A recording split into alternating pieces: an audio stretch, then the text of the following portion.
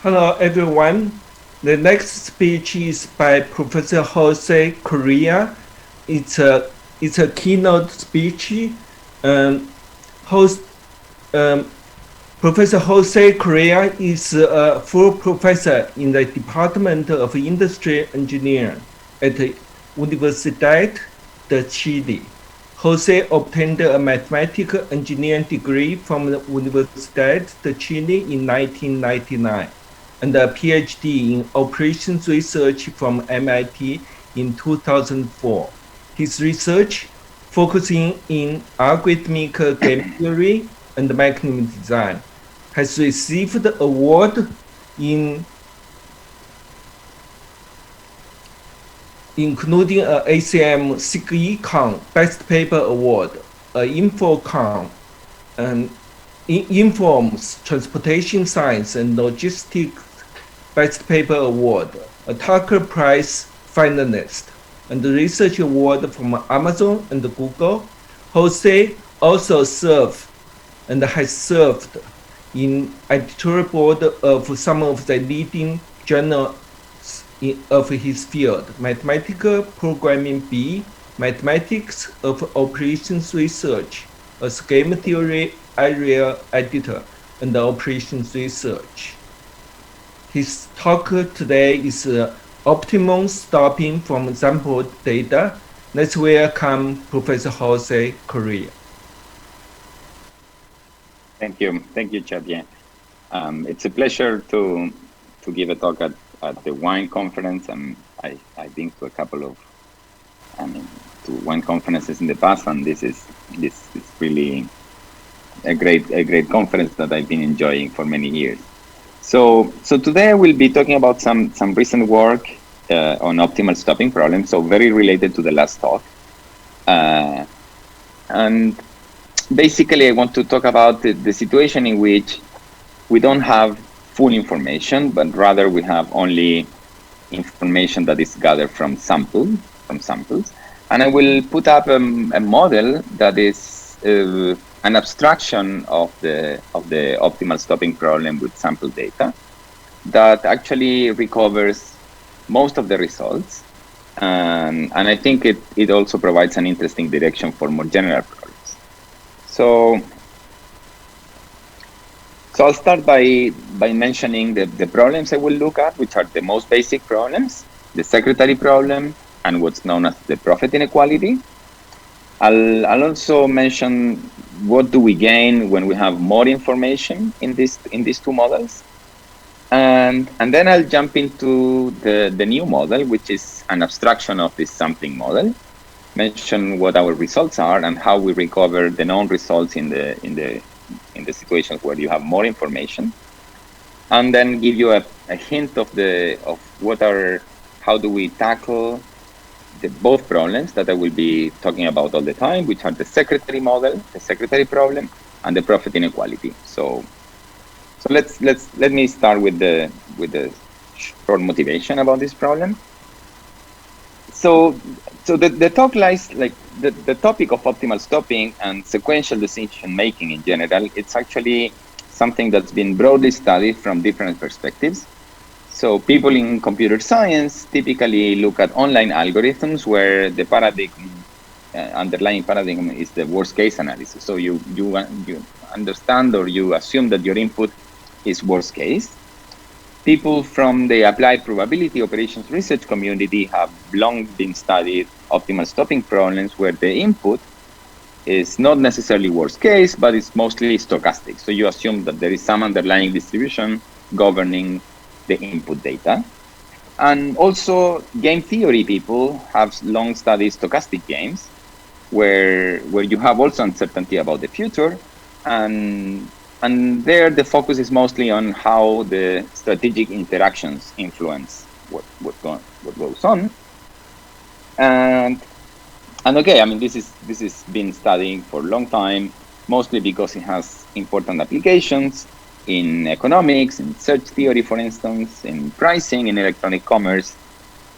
That this has been an important application in recent years, in finance for pricing, say, American options, and in resource allocation problems. So what's the first reference I know of the secretary problem? This is very nicely written by Ferguson in one of his papers, and it dates back to a problem that Johannes Kepler actually faced. So Johannes Kepler found his second wife after a long process of interviewing candidates.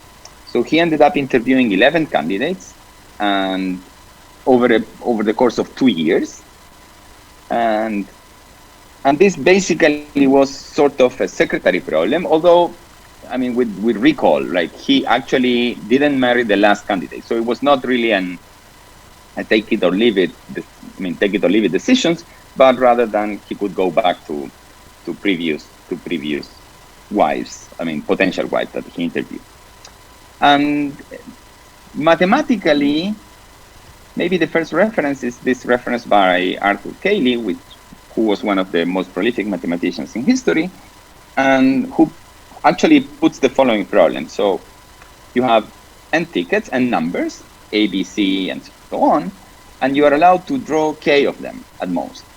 And here it's really like irrevocable decision. So you draw a ticket at random, you draw a random ticket, look at the number, and decide whether you want to keep it or drop it forever and continue. And then you go to the next number, and the maximum number of times you can draw, it's k. And the question Cayley was asking is, what is the best way of doing this? So what is the way that would maximize the expected value that you get? Moser, then many years later, transformed this into a limit version. So now if you think that the n in Cayley's problem tends to infinity, you basically have a distribution over numbers. And you can draw k of these. So you have k IAD random variables from some distribution. And this is Moser's version. So you have now, Cayley's k becomes Moser's n. So in Moser's problem, you have n IAD random variables, and you look sequentially at the realizations until you decide to stop and get as a reward the last number you saw. These problems are not very difficult. Like, you solve them by dynamic programming, although Moser and Cayley's questions were more on the side of what are the optimal rules that you can derive for certain type of distributions. But in general, you can easily solve them by dynamic programming. Say, consider Moser's problem. You imagine you are in the last step. You always take the last value, of course. The last random variable, you will always take it. There's nothing left after that. And this gives you some expectation. And you can also compute the expectation of the last variable, which is just the expectation of xn. And now you go one step before. You look at the number you got. If your number you get is higher than the expectation of xn, then you take it. Otherwise, you leave it, and you continue backwards until you get a sequence of thresholds for all time. So for time 1, you will have some threshold, for time 2 another, and so on. So rather than looking at this in the 70s, and people, and in particular Krengel and Sucheston, gave like a little twist to the question, and they asked this profit versus gambler question that gave rise to what we know today as the profit inequality. So what is the setting? We have now n independent and non-negative random variables, not necessarily IAD, but independent. So x1 to xn, and they arise sequentially. So you first see the realization of x1, then that of x2, and so on until you see xn. If you are a gambler, you know the distributions, so you have all the distribution and knowledge, but you are only allowed to make take it or leave it decision. So basically, you are allowed to use a stopping rule. And when you stop, you get as reward the last value you observe. A prophet, on the other hand, can see all the realizations beforehand and can pick the maximum. And the question that Krengel and Sucheston ask is, how well can the gambler do when compared to the prophet? So our benchmark is going to be the expectation of the maximum, which is actually what the prophet can get, whereas the algorithm can only get the expectation of the best stopping rule. So overall stopping times, we compute the expectation of xt. And the answer they provide is that the gambler can actually get at least 50% of what the prophet can get. And this is the 1/2 constant that we know here, that we have here. And they also prove that this constant is best possible. So when you are looking at the sequential, so an online algorithm that looks at the sequence of values can get 50% of the expectation of the maximum, and this is best possible. When you have more information, somehow more information, say you know that these random variables are IAD, these numbers actually change. So the 1/2 is not a universal constant. It's something that applies to this general setting. But if you have IAD realizations, this bound improves to actually almost 3/4. And then if you change the setting, if they come in random order, then you get different values. Cool. So this is the prophet inequality, the classic prophet inequality. What is the secretary problem? So I mean, the main thing in the prophet inequality is that the gambler. So maybe I want to mention here. The main thing is that the gambler wants to maximize the expected value. That's one thing. And the other important thing is that you have distributional information. You know the distributions of the random variables. So this is very different from what we know as the secretary problem. So in the secretary problem, as was well described in the last talk, we have n candidates that arrive sequentially, and typically we assume that they arrive in random order. So this is our model. However, we can now only compare candidates. So the values are not very important. The values that they have are essentially adversarial. So our objective is to maximize the probability of selecting the best candidate, the maximum number. So that's why the actual values are not important, because our objective is only related to selecting the best. So only rankings are relevant. Now for this problem was well studied in the 50s, and it was solved simultaneously by many people. It's typically attributed to Lindley in 61. I think this is the first paper that actually published paper that solves the problem.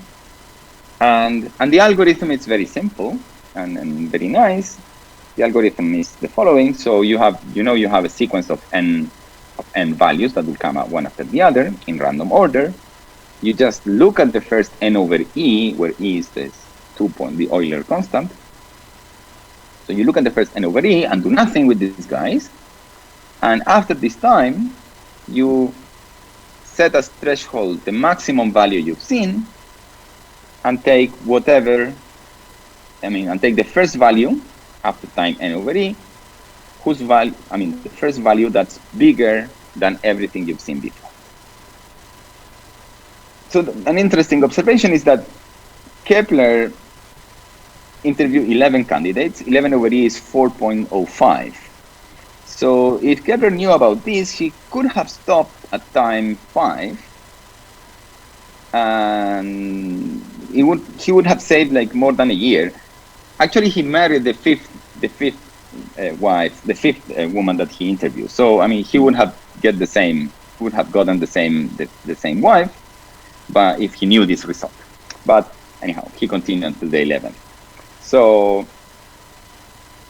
okay, so this is the classic secretary problem. But what happens, like a natural question arises now. So what happens in the secretary problem is, if you, instead of having adversarial values, you have values that you have more information about the values, right? So what if you have distributional information? And there is some work here. So if the values are actually IAD samples from a distribution, Gilbert and Mosteller proved that you can get much better than 1 over e. It's natural that you can do better, because now you know the distribution. So when you get the value, if you know, say, it's very close to being, say your distribution are, I mean, it doesn't really matter what the distribution is, but let's think that your distribution is a uniform 0, 1. If you get a value that's very, very close to 1, then maybe you want to stop, even if you have a lot, even if the leftover is very large, even if this is the first value, because you know that afterwards you will only get IAD samples from a uniform 0, 1.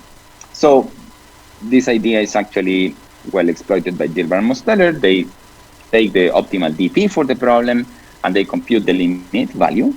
And in posterior work, in subsequent work, people, Samuels and other people, were able to prove that this guarantee is actually 0.58 or 1. I mean, it's some constant gamma that has some particular form.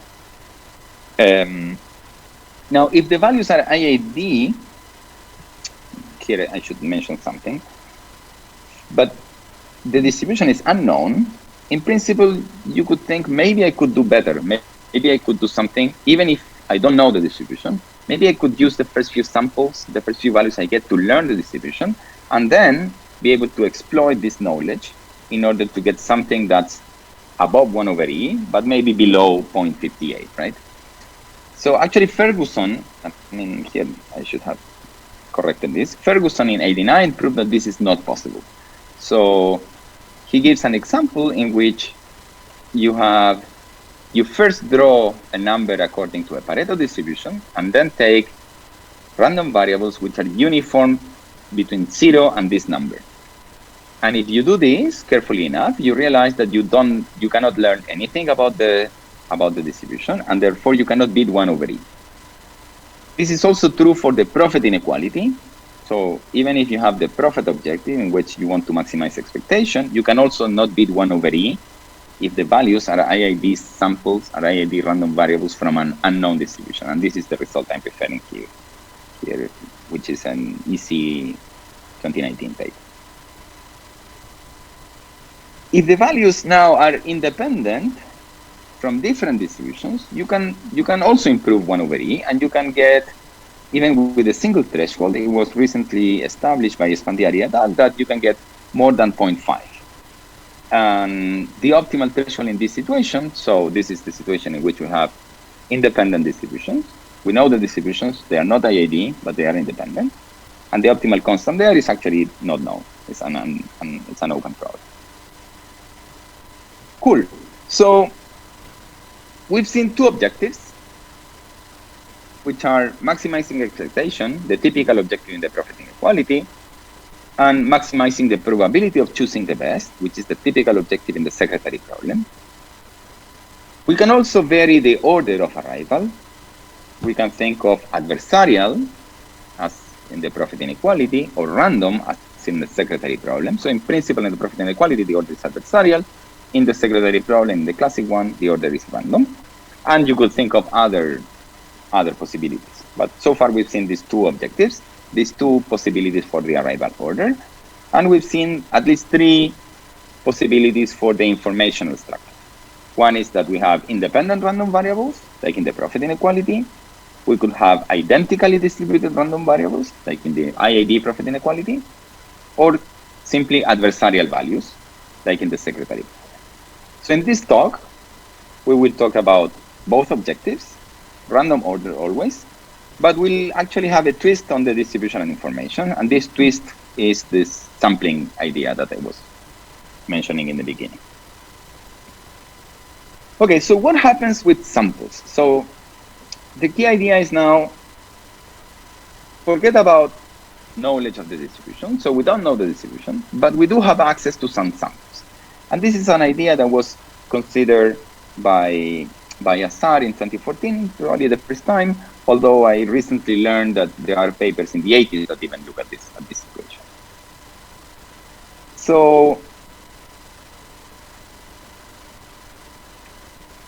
with independent values, it can be shown that one sample from each distribution can obtain already a pretty good approximation factor, which is 1 minus 1 over E, for the profit inequality. So for the profit inequality, we have, for the IAD profit inequality, remember that for the profit inequality, we have the 1/2 in adversarial order. We have this 0.745 for IAD. And in the case of independent distributions, but not identical, it's open actually, what's the best constant we can get. But already with one sample from each distribution, so we have these n distributions, we don't know the distribution, but we have access to one sample from each, we can get 1 minus 1 over E, and actually more than that. In the adversarial order, there is a very nice result by Rubinstein, Wang, and Weinberg from about a year ago, that proves that one sample from each distribution is enough to guarantee the optimal constant of 1/2. So no knowledge of the distribution, just one sample. And the algorithm is actually very simple. What you do is you look at, so you have n random variables, and you have n samples, one from each distribution. So you take your samples, you set as threshold the maximum number in your samples, very simple, and use this as threshold for the online sequence. And you stop the first time you see a value that's larger than this threshold. And this guarantees you a 1/2. It seems very simple, but the proof is not that simple actually. So it's a bit tricky. Okay, so this is the result I was mentioning earlier. If you have IAD from unknown distributions, you cannot beat 1/e in the profit inequality setting. And even if you have little of n samples, you cannot do it. You cannot beat it. And if you have O of n samples, so you have a constant times n, it has to be a large constant, but still a constant times n, then you can get to the optimal guarantee of 0.74. So good, it's natural. If I give you samples, then you get better than if I don't. Very natural. And in principle, you get worse than if I give you the full distribution. And the question in this literature is, how many samples do I need to be able to hopefully recover the results with known distribution? So, all right. So let me now abstract the model and let me do a model which is a bit more general than the sampling model. And the model is as follows. So I will have n candidates. Let's think of the secretary problem or the profit inequality. So I'm going to select a single item. I have n possibilities that come online with values y1, y2, y3, and so on. And I will consider that these values are completely adversarial. So y1, y2, y3 are chosen by an adversary. But before I look at the sequence, I have the ability to sample with probability p. So I toss a coin with probability p, and with probability p, I can observe each of these values. So I toss these coins independently, and maybe here y3 is in my sample set, but y1 and y2 are not. Right? So S is going to denote my sampling set, and V is going to denote the actual values, the values I will scan online. So the rationale for this idea is to think that maybe I have historical data and the past and the future look very similar. I don't want to make distributional assumptions over the data. I just want to say that I have some information which is pretty much, equally likely to be in the past or in the future. Okay, so summarizing, we have n elements with adversarial values. Each element is sampled independently with probability p. The set S will denote the set of elements that I can look at, so my sample set. The non-sampled elements V are then shown in random order. The numbers are shown one after the other. Upon arrival of a number, I have to decide whether I stop and pick this number or whether I drop it and continue. And I will have both goals. One would be to maximize the probability of picking the maximum element in V, or maximize the expectation of the selected value. We'll see that these are fairly different objectives, and that what we need to do is actually different in both cases.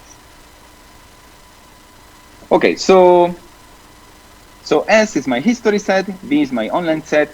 It's very important that I want to always, so in particular for the red objective, the secretary objective, I want to maximize the value, the probability of picking the maximum in V, not in total. I cannot pick sample elements. Sample elements are just information.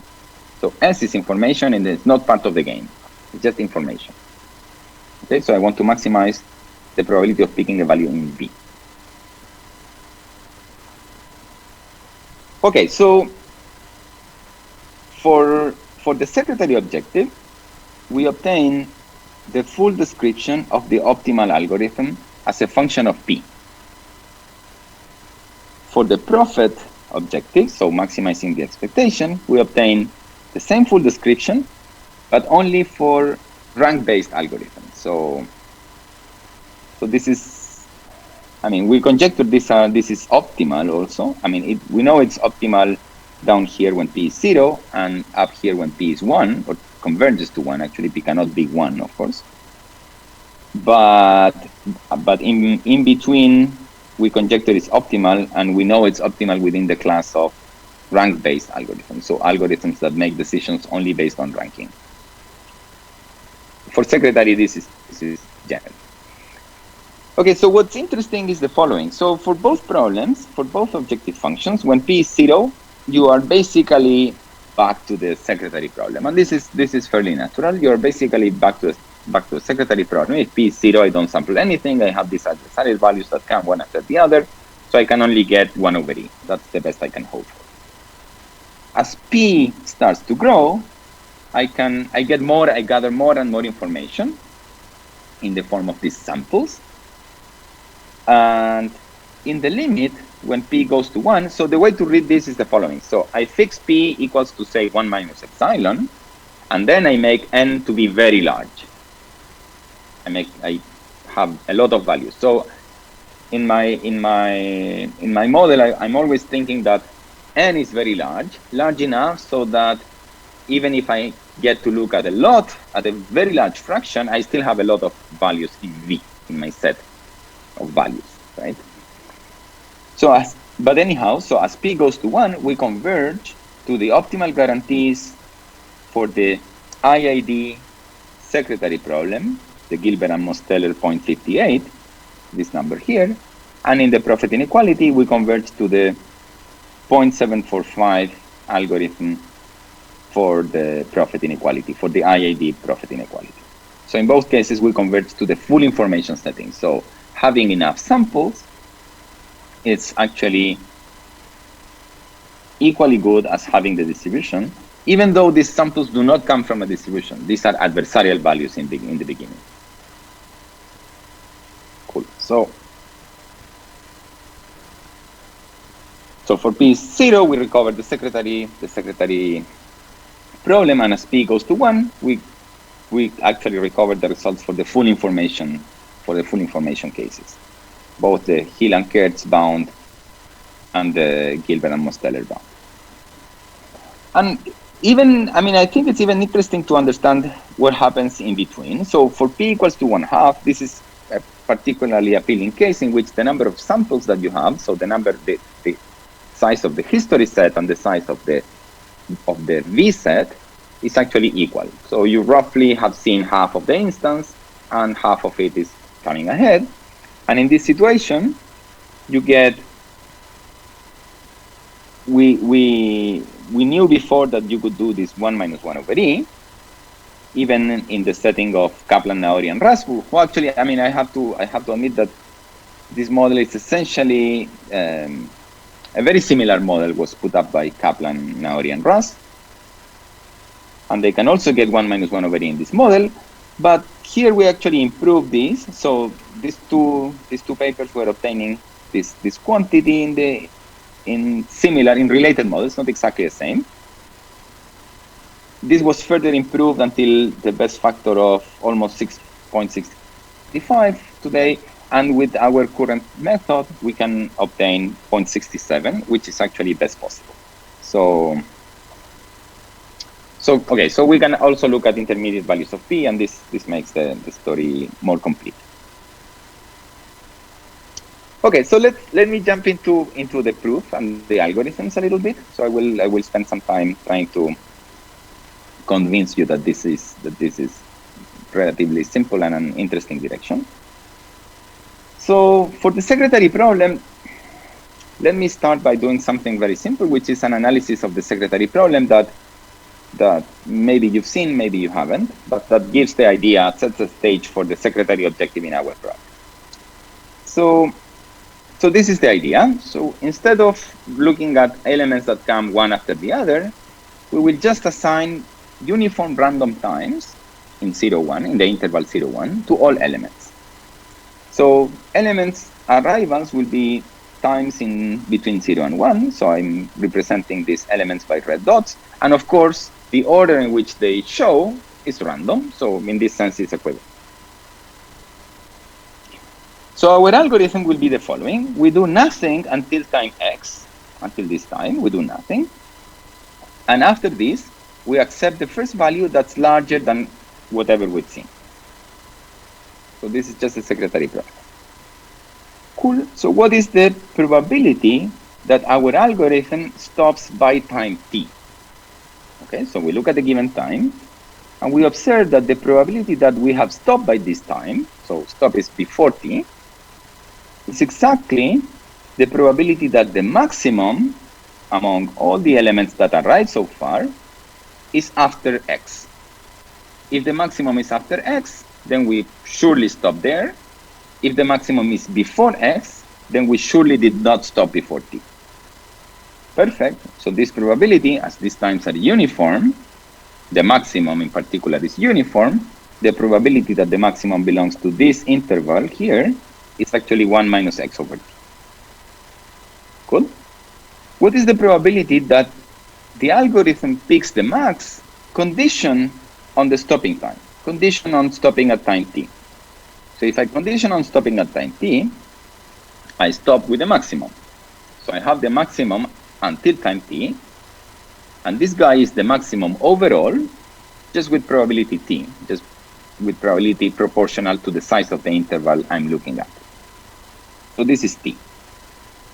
Therefore, the probability of the algorithm getting the maximum can be computed as a simple integral. You compute the distribution from here, you use conditional probability and optimize over x to get this 1 over e. So this is a very simple proof. The only part in which I'm cheating a little bit is that I'm always assuming that there were arrivals. So when I said, what is the probability that the algorithm stops before time t, I'm assuming that there was at least one red point before t. If there was no red point before t, this is not true anymore. But actually, this only makes your life easier. So it doesn't really matter. You can still bound it and do the same analysis in the case where there is no arrival before. Cool. So this is basically the idea for the other problem, for the problem in which we have some samples p, some samples with probability p. So we'll do the same thing. We'll consider that the values are assigned random uniform times. So we're doing it here. So I will still assign random uniform times in 0, 1, so tau I to each element. And I will now take p in the interval. P is going to be a number, say, I don't know, 1/2, 1/4, whatever. So if tau I lies before p, I will say this guy is a sample. Everything that lands before p, I will call it a sample. And this happens with probability p, so that's fine. And otherwise, I'll call it a value. So I will place an element in my set S. If tau I is before p, is smaller than p, and otherwise, I will place it in V. The elements in V are now revealed in random order. Conditional on being above p, they are still in random order. And we'll now index an algorithm by a sequence of thresholds. So we'll consider a sequence of thresholds, T1, T2, and so on, an infinite sequence of thresholds in principle. And my algorithm will be the following. Given the sequence, if I see an arrival between times tk and tk plus 1, then I accept it if it is the maximum in V, so the maximum among all values that are after p, and also among the kth largest elements from the whole set. From the sample set is enough, right? Because it has to be the maximum in the set V. So if I divide my interval. Before p, I want it to be among the top k guys. After p, I want it to be the top guy. I mean, we always want it to be the top guy after p because we want to pick the maximum element. So it makes no sense to pick something that's not maximum in V, right? Among the values that landed after P. Okay, so what's the main result here? Is that the main result is that there exists a sequence, T star, which is independent of P and N. This is something a bit surprising, such that the associated algorithm obtains the best possible success guarantee. And it's very easy to obtain. So how do you obtain this sequence? So you fix a sequence and you consider the underlying algorithm. And first note that the performance of the algorithm decreases with n, like roughly as my analysis of the secretary problem. This is also true. And therefore, you only care about n being very large, or the limit as n goes to infinity.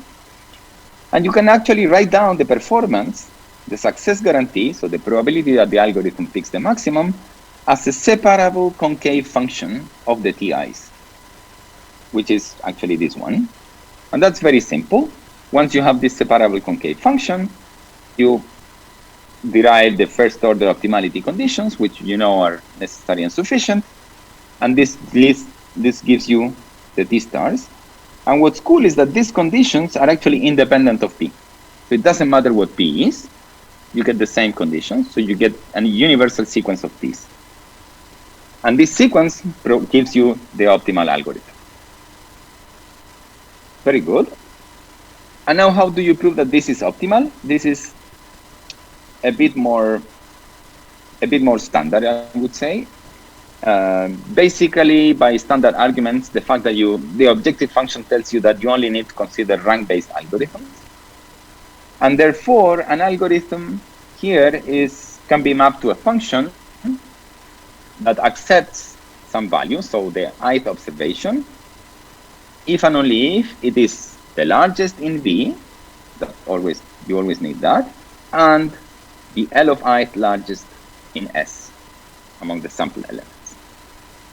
And then by taking the limit, you can see that this function actually transforms to a sequence of thresholds. And basically, it tells you that the optimal algorithm you can have has actually the shape, the form of just a sequence of thresholds. So it requires some work, but there's nothing really too complicated here. Okay, so let me go to the profit objective. I mean, although the problems look very similar, the way of tackling the problem is actually very different. So let me try to give you an idea of what we do here, which is more complicated. So again, the model is, I have these values, adversarial values. I sample the values independently with probability P. If the value is sample, then I put it in my history set or sample set S.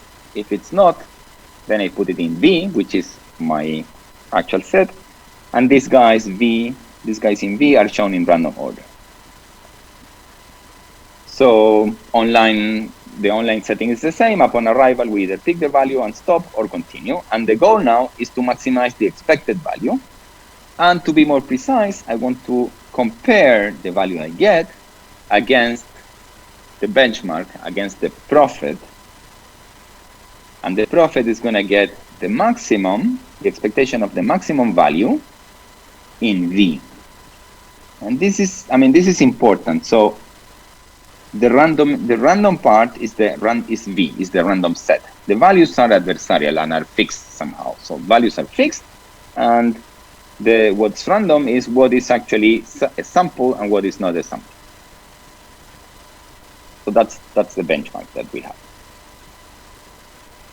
Okay, so this problem is more involved, and in particular, the values are adversarial. So this is somehow problematic. We could, in principle, come up with distributions for these values using, say, von Neumann's min-max theorem. We can write this problem as, the adversary wants to make my life miserable. I want to maximize the expectation, and therefore the adversary has to do some randomization and choose the values according to some distribution. However, this is, I think, hopeless. So what we do is we take a slightly different approach, which is a stochastic dominance approach. So we want something that's robust against any value. And instead of directly writing down the expectation, what we do is we write the probability. We impose that the probability that the algorithm gets something like yj or more, let's say my values are sorted, so y1 is bigger than y2 and so on. So I want that the probability that the algorithm gets yj or more is at least the same probability for the optimum, for the same probability for the optimum, for the expectation of the maximum, times some factor. And I want to impose this for all j. And if I impose this for all j, then I have the resulting expectation as well, independent of what the values are. And therefore, now only the relative rankings become relevant. And this is very important. And this is where our algorithm might be losing a little bit. So we do an algorithm that's only dependent on the relative rankings of the value. Okay, so for this, we adapt this very nice linear programming framework for the secretary problem of Buchbinder, Jain, and Singh. And I mean, I will not write down explicitly the LP, but I will tell you what's the idea. So the idea is the following. We index somehow an algorithm by these variables, LP variables, XIL, which are the probability of stopping on step I if the number observed is among the is the else largest, exactly the else largest. And this is an unconditional probability. So it's not the probability conditional on arriving, it's just the unconditional probability beforehand. So it's completely offline if you want. And we have these variables. Another variable is going to be the competitive ratio, so this alpha. And what's nice is that these two variables allow you to write explicitly the probability that the algorithm is at least yj and that opt is at least yj. So you can actually write down these quantities just in terms of XILs and P. And now what are the constraints? The constraint is the feasibility constraint. So the fact that these variables, the resulting values actually do correspond to an algorithm is not completely trivial, but it's something you can actually do. And the way to do it is you say, well, XIL has to be at most the probability that the algorithm reaches step I times the probability that the value you see at that time is the else largest. And again, these are quantities that you can write everything in terms of the x's and the p's. All ordinal algorithms must satisfy this property. And the other constraint is the stochastic dominance constraint, which again can be written in terms of the XILs and the p's. The objective is to maximize alpha. And now you have a linear program whose solution can be mapped into an online algorithm. Nice. So, okay, so you have this factor revealing LP. The factor will be this alpha, and the algorithm will be given by the variables of the optimal solution of the LP. Okay, so now the interesting part is that again you need to pass to the limit. So you can prove some monotonicity. So the optimal LP value decreases with n. As n tends to infinity, your algorithm, somehow your variables XIL, tend to some probability density function, and the problem becomes an optimal control problem, which you can actually analyze pretty cleanly, and you can prove that the optimal solution of this control problem takes the form of a sequence of thresholds again, similar to the secretary objective. But the sequence of threshold now is different, and it does depend on P. It's not independent of P. It's not a universal sequence. So the optimal solution takes a form of a sequence of threshold in which you use TL. So TL, from time TL on, you start accepting a number that's among the else largest so far. So now you don't care anymore about the number being the maximum in the V part of the sequence. You only look at the full sequence because you're maximizing expectations. So you don't really care whether what you're getting is the maximum in the online set, in the V set, you care about the full value, right?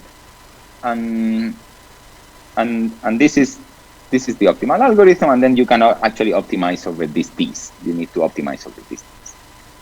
And the algorithm can be applied for any finite n in the way I mentioned. So you draw random uniform times in the interval 0, 1 and apply this algorithm, and you keep the performance guarantee.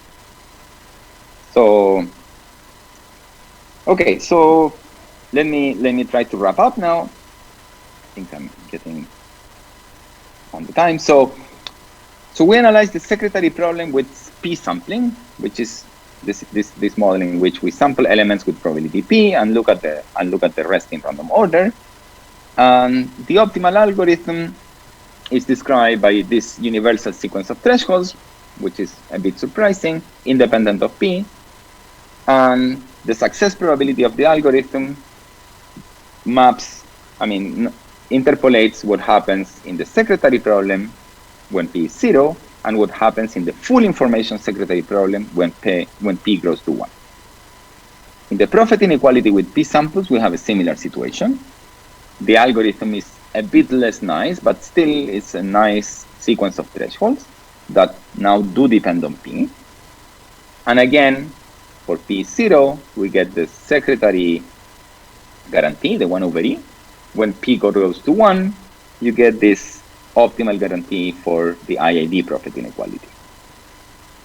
One thing that I didn't mention before, but it's a consequence of our analysis, is that our convergence, so if I go back for 1 second to this part, the convergence here is actually very quick. So there is, it's essentially linear in the end. The convergence is linear. So this has an interesting consequence. So this consequence is the following, is that if you consider that you have, that p is, say, 1 minus epsilon, if you consider that p is 1 minus epsilon, your guarantee is going to be 0.745 minus epsilon. So this tells you, this can be interpreted as the following. If I have n over epsilon samples from a distribution, I can get, in the IID situation, in which I don't know the distribution, if I get n over epsilon samples, I can get an approximation factor of 0.745 minus epsilon. And this improves upon the linear bound of Rubinstein, in which this dependency was something like n over epsilon to the power 6. Okay, so beyond the specific problems I talk about, I want to mention that there are many open problems. There are many good questions here.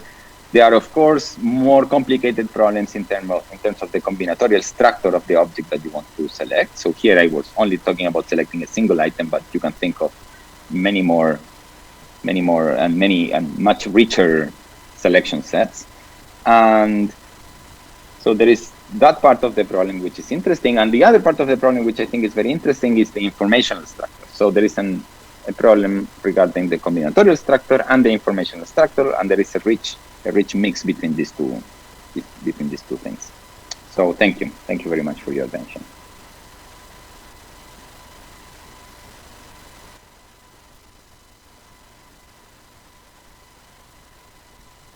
Any question from the audience?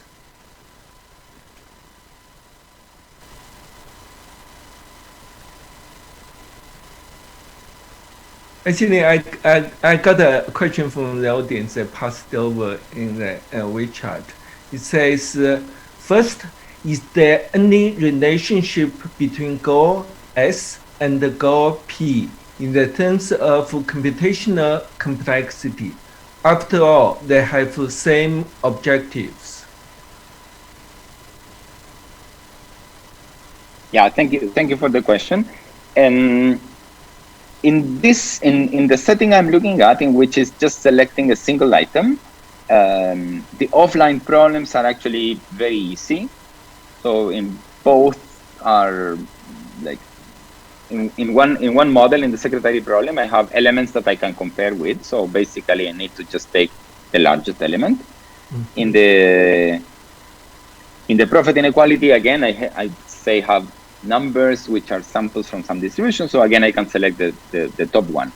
However, when you have combinatorial constraints, like the object you are selecting is a matching in a graph or something more complicated, you could have NP-hard problems, and then the complexity will depend on the actual objective function and the specific problem you're looking at. Okay, yeah. There is another follow-up question. It says, in practice, is it possible to know the exact value of P, the probability for sampling? I would say no, but actually it's, I mean, as you see, the results are fairly robust to P, so there are no like sharp changes in the curve. So if you have a history set of some size, so I have this number of data points from my historical data, and I'm facing a sequence of this length, I can actually estimate what my P is. And you will get something that's actually very similar to what you would get if you have the exact value of P. Yeah, thanks. And let's see. Actually, I have a question. I like this model when you say we try to find a utility, like a objective function guarantee to be above a certain number. Then you want to find a solution with probability bigger than equal to the same thing times alpha. Like, are there some like are there some more work in this direction? Right. Instead of like to be robust against the values,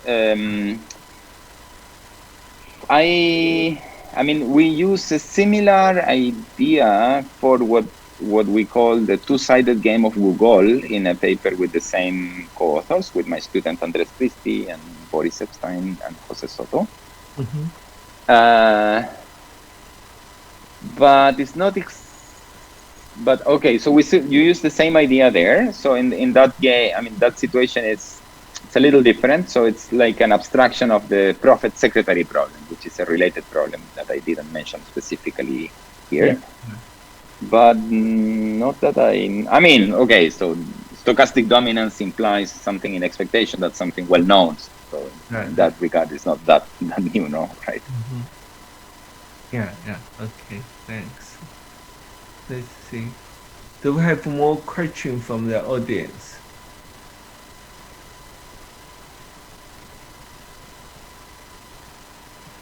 Okay, yeah. Yeah, maybe we don't have any questions. Thanks a lot. Like really nice to hear your talk from almost the opposite side of the world. Actually, yeah.